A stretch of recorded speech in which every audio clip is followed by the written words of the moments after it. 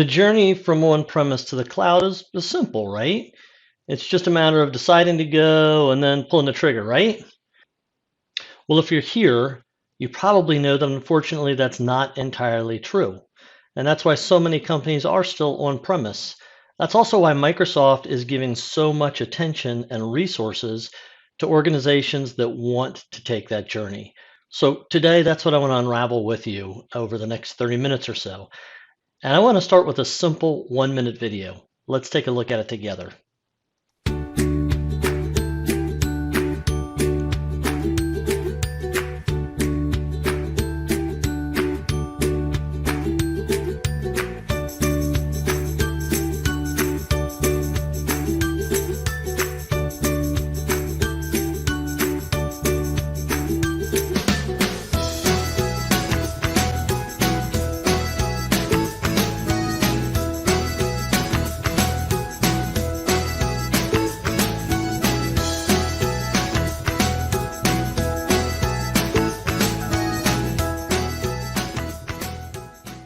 So that had a little bit of a marketing flavor to it, but it hit some of the high points, right? There's a lot of good expectation about what you would get in the cloud, but there's a lot of frustration and complexity to getting there. So that's what we want to get to the bottom of today, is go a lot deeper into what that little silly video did and give you some takeaways you can use to begin your journey.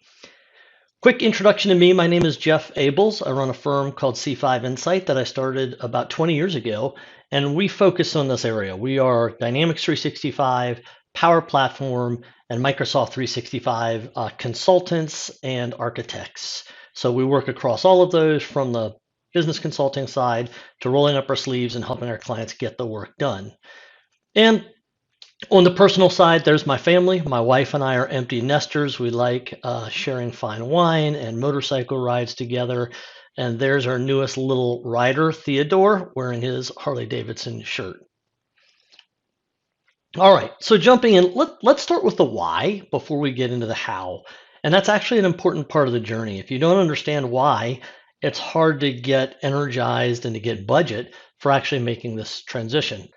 The biggest reason why most organizations want to make this transition is more functionality, right? And what we have found is with Microsoft Dynamics, more and more of the functionality is either cloud first, in other words, it comes to cloud users first, or it's even cloud only. It's never going to be available on premise.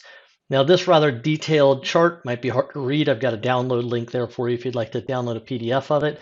But this walks through when comparing Dynamics 365 Online for sales to Dynamics 365 on-premise, the customer engagement version. What are some of the differences there? So some of the out-of-the-box improvements, first of all, improved mobile version with offline capabilities and some robust sales applications built into it. There are also tons of AI and process improvement capabilities available directly out of the box with online, the assistant, the playbooks, email engagement and tracking, auto capture of data, forecasting, business card scanning, customizing the opportunity close form. All of those are things that can do a lot to drive up productivity, potentially significantly. There's also other smaller things like improved searching for keywords. People spend an incredible amount of time searching for the information they're looking for to get their jobs done in Dynamics. The online search experience is significantly better. Excel Online integration makes reporting and data entry potentially much easier, not to mention the better security, redundancy, backup, and recovery options versus what most small to mid-sized organizations can support in their own data centers. It's going to be much better if you're online. Now, stepping away from those for a second and looking at some other capabilities that do require additional licensing fees, there's a huge list of sales premium features. So if you want to go to the sales premium licensing, there's a whole new set of capabilities available there. There's also other integrated applications. So if you look at some of the other Microsoft applications available to you, integration with the Power Platform, much stronger if you're online. All the other Dynamics customer engagement applications like field service, marketing, those. And then all the LinkedIn integration potential also there for you. So if you look at all the green dots on the left side versus the yellow and red dots on the right side, you kind of get a quick image of what might the differences between these things look like. Now, also thinking about why upgrade, it's really about time. What I can tell you from our own experiences, when we at C5 Insight are supporting on-premise Dynamics clients, we spend somewhere in the order of 10 to 20% more time doing things for them that we just don't need to do it all for our cloud clients. And that's not counting all the time that our clients' internal people wind up spending on things like that. And it can be very mundane administrative work. Things as simple as sometimes logging in for us remotely can require significant amount of time. Upgrading servers, dealing with server downtime, realigning development and production environments, the ever elusive Microsoft on-premise licensing reviews to keep them current on licensing. So all of this really adds up to really valuable resources, spending a lot of time doing a lot of work that isn't very valuable at all, but it's required to keep the lights turned on. And then there's thinking about the future. Will we be eventually required to make this transition? Now, about a year ago, Microsoft suddenly announced the retirement of SharePoint 2010 workflows, giving people only a couple of months' notice about that. Thousands of companies had those running in their environment. Could the same eventually happen with Dynamics workflows as Microsoft tries to encourage companies to migrate to Power Automate? Maybe. Or could the same happen with Dynamics overall? Well, we know recently Microsoft noted that the mainstream end date for their latest on-premise version is much shorter than usual. If they'd followed their standard practice, we would have expected mainstream support to end around 2028. But instead, Microsoft kept it at 2026. So this causes some speculation that this might be Microsoft's target date to end on-premise completely. So in any case, Microsoft is clearly signaling they're less engaged in on-premise, and the final announcement will come at some point, hopefully with plenty of warning, but you never know. Let's talk about what the upgrade journey looks like. And what I've done is I've broken this down into 4 steps for you to make it easy to understand. So we're going to look at how do you gather information about doing your upgrade? How do you analyze that information and create a plan? How do you execute it? How do you now migrate and do your upgrade? And what should you expect on the other end of that? How do you test it? How do you improve on it? How do you take the next steps forward into your journey? Now, I like keeping things really simple, and if you know anything about C5 Insight, you've probably heard this before. But another way of saying these 4 things are we're going to help you to develop a plan where you can listen to your team, where you can really understand what you need in this journey, where you can connect to execute your plan, and you can know what your results are so you can continuously improve.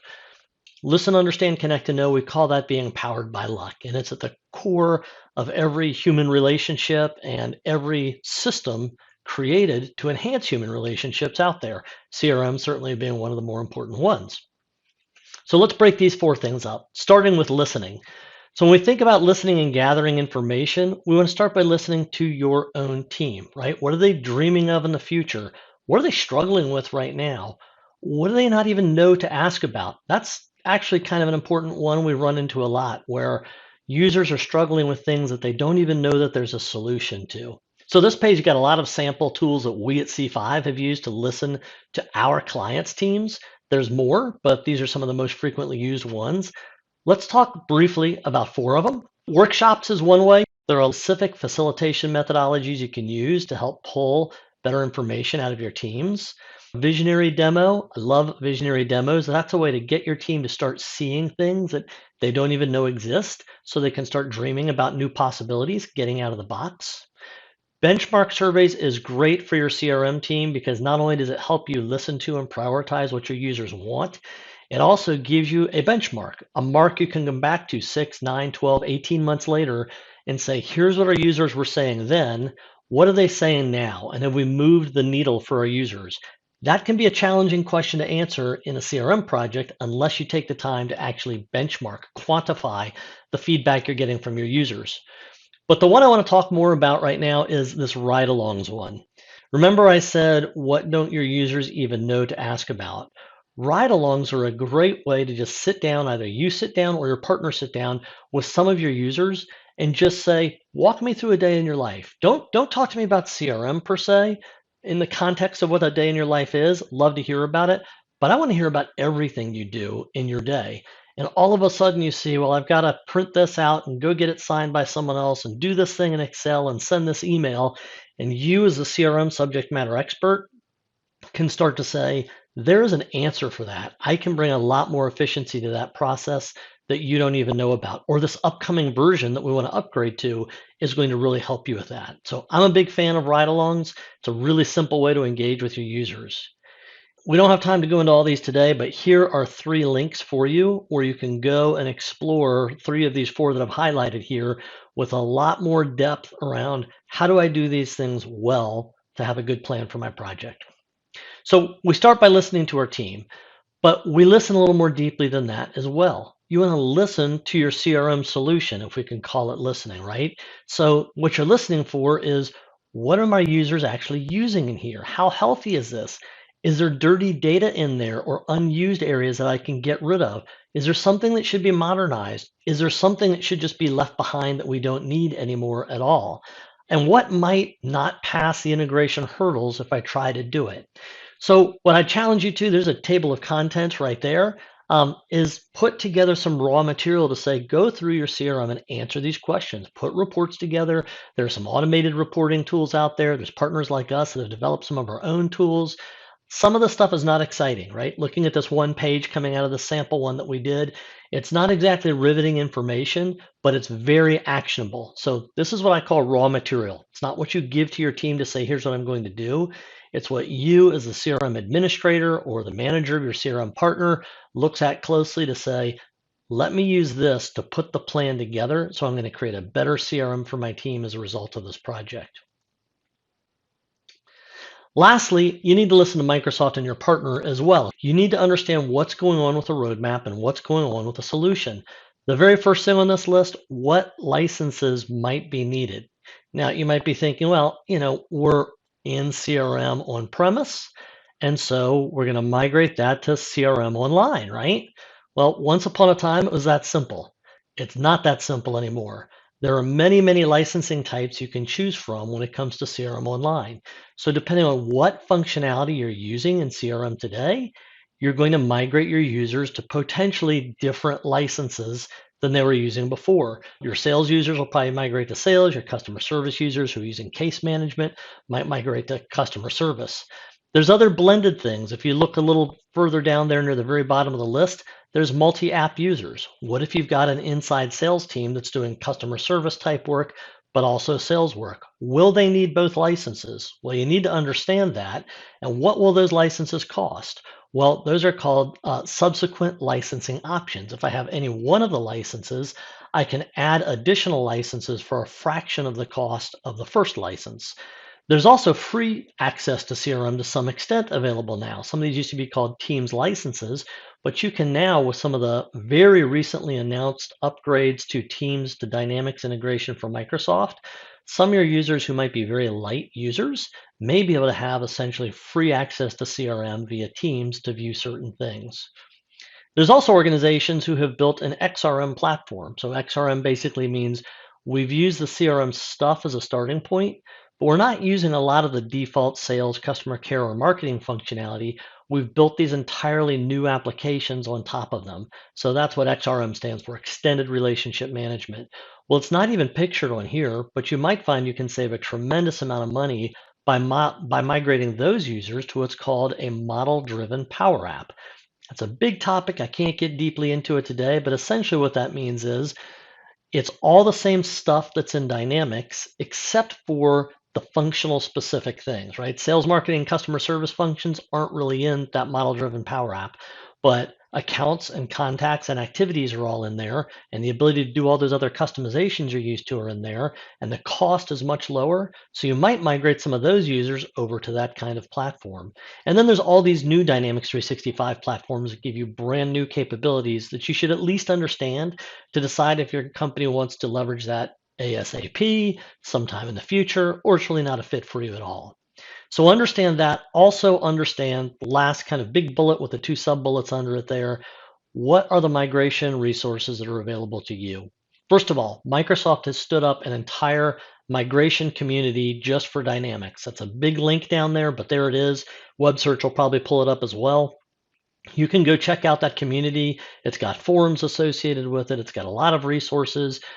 You can avail yourself of all of those things. So getting a lot deeper than what I'm talking about today, you'll see a lot of interesting things there.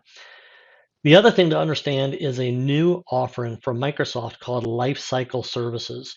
So the idea behind this is Microsoft is going to take the heavy lifting of migrating your customizations and your data to the cloud. Up until very recently, that was only for a very few select clients. Microsoft has now opened the floodgates for everyone to take advantage of the service. It is a free service. So for organizations that did not have access to this before, they were spending a lot of money with partner firms like ours to do this migration. Now they don't need to do that. A lot of that lifting is now handled by Microsoft. They do that through partners, but partners don't need to spend nearly as many hours doing that as they did before. And now, if you're going to have that budget available, you can use that budget for adding value instead of just migrating what you have to a new environment. Another place that's important to listen is to understand what those options are. Make sure you're taking advantage of them because you'll spend extra money and maybe have extra headaches and frustrations if you're not careful. Okay, step two, talking about understanding how do we, once we have all this information, how do we analyze the information and create a plan? One of the first places to start is really understand the costs and the savings associated with it. Notice this list. There might be a few things that are surprising to you here. First of all, the cost of migration. How much is it going to cost in terms of human effort to do this? Might be something you do internally, might be something you pay a partner to do, might be some blended expense, but that's a part of it. What are the changes in licensing? I'm going to talk more about that in a minute. What are the storage cost difference? If you're on premise, you're not really paying incremental storage costs. Companies who have done that migration or are online are realizing they need a strategy for managing their online storage. There are better and worse ways to do that can cost more money and that can actually be more frustrating for users as well. So think through that on the front end. A really hidden cost that not many companies are aware of yet is API calls. API, the application programming interface, is really just a way that the computer talks to different parts of the computer. An application talks to different parts of the application. Every time a user loads a page, they look at the lead form, for instance, that's an API call. Every time an integration fires to synchronize a record between Business Central and Dynamics CRM, for example, that's an API call. Every time a workflow runs, that's an API call. Now, Dynamics comes with a bunch of those API calls built in. Microsoft is still perfecting their licensing plan for all of this, so it's a bit of a black box for us right now. But we do know at some point, when you reach a certain number of those calls, you will run out and you will have to pay for additional calls on a month by month basis. So be aware of that and understand what the implications might be depending on, in particular, how you're integrated with other applications. And then remember the long-term service costs overall are involved as well. And that's actually usually an area of cost savings. As I mentioned before, our clients who are on premise spend a significant amount of their services budget doing stuff that's the care and feeding for on-premise dynamics that's totally unnecessary for online. So get your head around those costs and benefits as well. Now, one thing I want to point out here that's a bit of a surprise to some organizations is this is an actual 5-year TCO, total cost of ownership assessment we did for one of our clients recently. And I've circled in orange the difference in the annual recurring licensing cost. So if you're on premise, as they are, you might look at it and say, all right, our on-premise annual costs for software assurance, right? We already own the licenses. Now we're just paying for that software assurance every year. That's $35,000. Going to Dynamics Online, we're going to pay per month or per year, depending on how we set it up with Microsoft, but essentially almost $80,000, more than double the licensing cost to go online versus on-premise. So if that's your only reason for going, you're going to stop right there. You need to understand what are the other reasons for migrating. If it's purely a licensing cost spend thing, it's not going to make sense. Understand when you get online licenses, you're getting a lot more than just your license. There's a lot of stuff that needs to happen in your shop, with your partners, with your hardware, that Microsoft just takes care of for you, in addition to all those other nice features you get. Be aware of that. Don't be shocked by that when it comes up. Have a plan that takes it into account. Now, you also need to, in this stage, you've done your analysis, you need to create your plan, right? You've gathered the information in the listen step. No matter how small you are, understand that a plan is critical. It may not have to be big, it may not have to be sophisticated, but don't think it's quite as simple as just saying, hey, Microsoft, here's my stuff, or my partner, here's my stuff, throw the switch and put us online.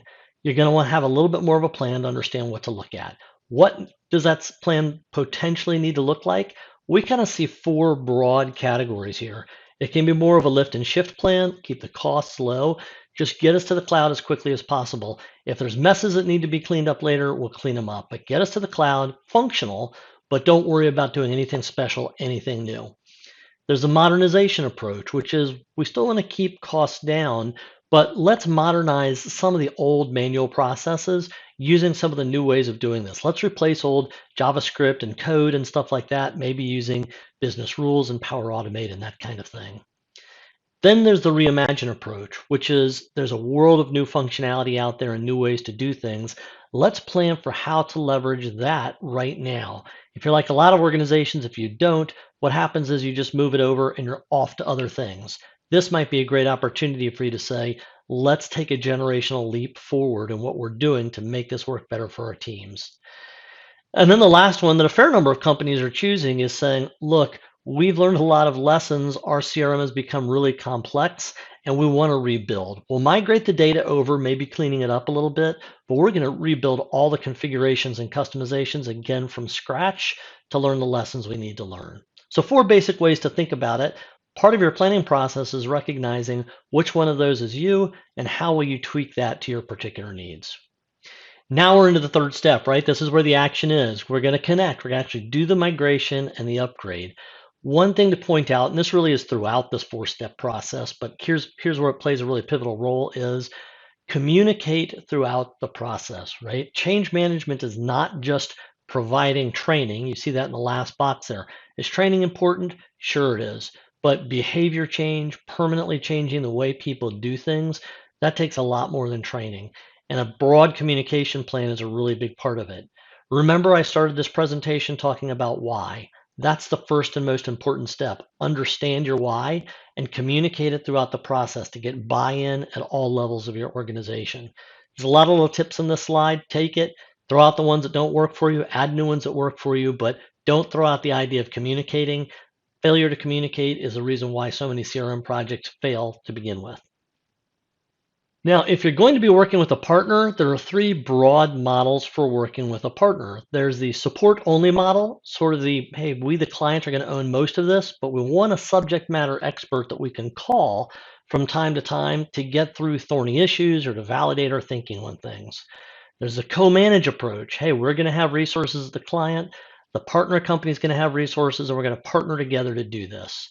And then there's the implement outsourcing approach, and that is, hey, partner, you do everything you possibly can. The hardest one of these to get right is the co-manage one, and that's because it's hard to know whose job is whose, right? That takes a lot of discipline. I want to also point out on all three approaches, there's absolutely roles that are very important for you, the client, to take on. You can see the user testing role. There are other ones. I called that one out in particular because this is one we see as a bottleneck very frequently, where everything is kind of ready to go. But if you're doing a construction project, you got to do that final walkthrough and a punch list, and then a final walkthrough after the punch list to say everything is ready to go. But clients can have a hard time prioritizing their time to do that. And it can either become a bottleneck or a sore subject when you go live with something that's not really quite ready to go live yet. Fourth and final step is know your results. So this is where your testing comes in, but also your continuous monitoring and improving. So kind of going around that tree there, make sure you do your testing before you go into production and expect to try to migrate at least a couple of times before you're really ready to go. Sometimes it'll fail a few times and you need to clean things up before you can move everything over. Go back to what you said you were going to do in your plan. Make sure you're delivering on that. And if there are gaps, build that into your plan for the next step. Don't forget to communicate, right? It's about changing behavior. It's not just about upgrading software. And remember, this is a continuous process. So do a good job in this final step gathering more information so you can use that to front load the next step, going back and making this work even better. There are all sorts of new features you're going to want to take advantage of. Make sure you're positioned well to do that. So, summarizing 4 steps for successful migration, it's all about being powered by luck, right? You're going to listen, gather all the information you need, put the raw material together. You're going to understand, look at all the information, put a plan together. Don't fail to plan because you'll almost certainly fail overall if you don't have a good plan in place. Then connect, then actually implement, do the migration, do the upgrade, communicate throughout. And finally, know what your results are. Expect and plan to continue to improve, continue to do new good things for your users and your business throughout the life cycle. Look, Dynamics Online offers some pretty cool technology, but remember, it's not about that. Ultimately, this is about people, your customers and your coworkers. And when you deliver the right technology for them, they are going to deliver the profit to the company. So just be careful not to get so hung up on the cool technology that you lose track of the people, because people are really what this is all about.